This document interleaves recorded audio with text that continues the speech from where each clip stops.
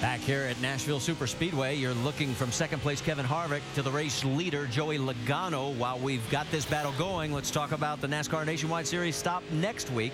It's Friday. That's right. Mark the calendar. It's Friday, 5 Eastern with qualifying, and the race is at 9 Eastern, both on ESPN2. And then on Saturday, we've got NHRA O'Reilly Spring Nationals qualifying at 11 Eastern on Saturday, and then the final Sunday at 8 Eastern. Again, all of that on ESPN2.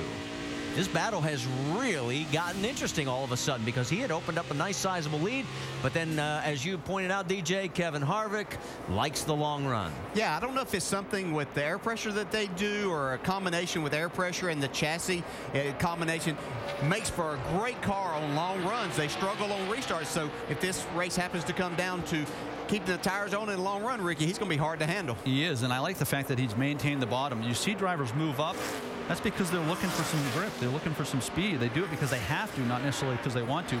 Harvick's continued to run on the bottom. Well, and you mentioned the end of the race. Only 2 of the last 7 races have had a caution in the last 40 laps. That's a pretty good percentage for the guys who like the long run setup. Yeah, that's totally opposite of most places we go. We talk about all the cautions late, but that could be perfect for someone like Kevin Harvick as he battles to try to take the lead here. Side by side, here he comes as he's got his wheels underneath. Can he get the job done?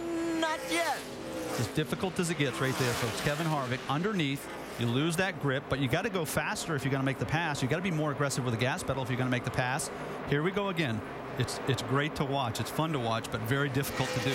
I am actually surprised at how quickly the rubber did come back into the track after the heavy rain that we had in the early morning. That one shower, I mean, it was just like a deluge, and then all of a sudden it tapered off, and we were able to get qualifying and the race in.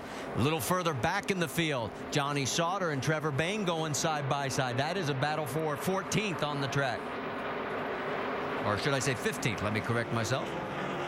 Yeah, you can see in both of these cases, the car on the inside having a little more trouble. The guy that's trying to make these passes, Kevin Harvick here and Johnny Sauter, they've caught these cars. That means probably their cars are still turning a little bit better, but when they get on the inside, aero-wise makes them a little bit too loose. They have to really pick and choose their spots.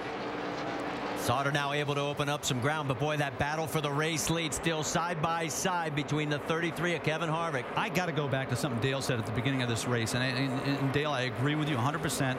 Joey Logano sending a message to his team, to his fans, to his owner, to his sponsors. Listen, I'm just going to fight for every lap. And I agree with everything you said. He's just going to make it hard. Well, Harvick does get around him now, and he takes the lead, so that'll be our 6th lead change among our 5 race leaders. In 3rd place, it's Brad Keselowski. He's 1.1 seconds behind. And then Justin Allgaier and Reed Sorensen in 5th.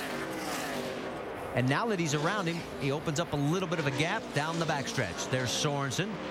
And then moving a little bit further back, remember when Carl Edwards was up in the top half of the top 5? Well, now he's 7th. Doc, what's going on?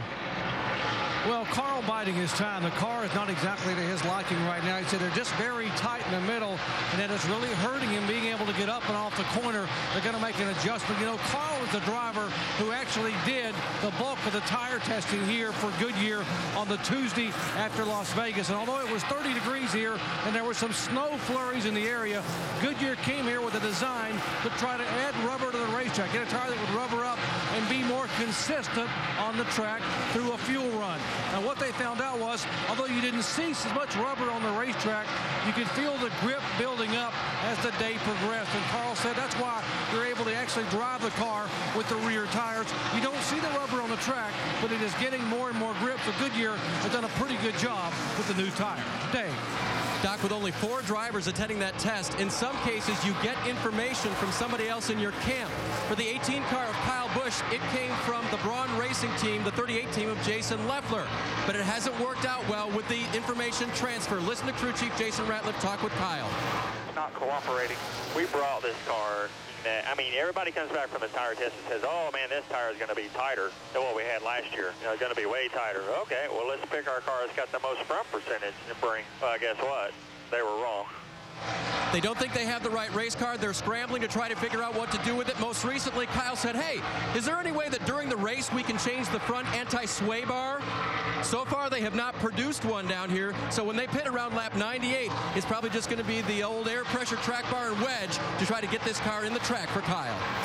Dave, thanks. Guys, I want to ask you, let's talk about front percentage. Yeah, it's what we refer to as balance. Okay, you want more grip, that's the front. And front percentage would be more grip, more downforce on the front.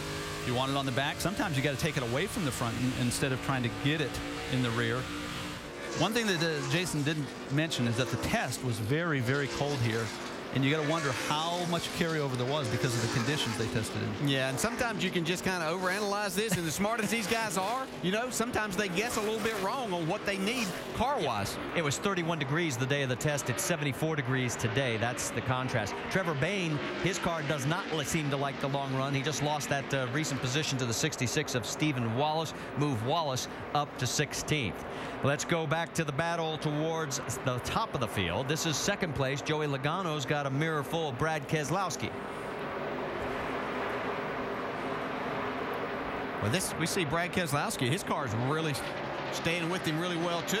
Logano seems to be falling off here. That could be a combination. Why he can strike out of there on these restarts, his car's probably a little tighter, and he's probably fighting a really tight race car right now. Keselowski underneath Joey. They give each other plenty of room, and he clears him. Vince, what's the latest on that 22? Well, Brad Keselowski, as many of the guys have talked about the different handling of the car, and I'll throw this one up to the drivers in the booth. As Keselowski said, I wish I had 3 more fans on my right rear. How's that help that car out, Dale? Vince, I'm going to apologize. I was talking to Dale on our private channel. He did not hear what you asked him. We'll get back to that. But we will tell you, James Buescher brought his car in under a green flag pit stop. So he has surrendered his spot where he was running, well, up in the top 15 at that point. And in fact, no, I corrected. It was the 18th when he pulled in to pit road. Reed Sorensen going side by side with Scott Wimmer. There's your top 5 after 93 of 225 laps.